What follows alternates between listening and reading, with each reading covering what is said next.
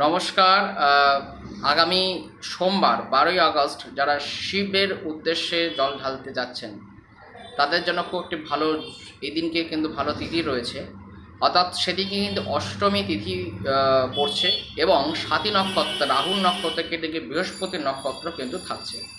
সেদিন থাকছে তুলা রাশি এবং কিছুটা রাতের দিকে পড়ে থাকবে হচ্ছে বৃশ্চিক রাশি।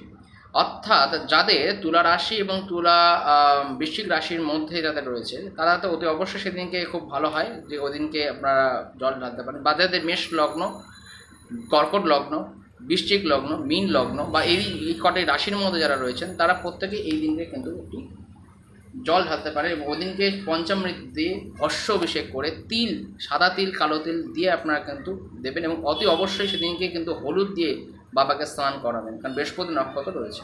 ভালো থাকবেন, সুস্থ থাকবেন, আনন্দে থাকবেন। নমস্কার।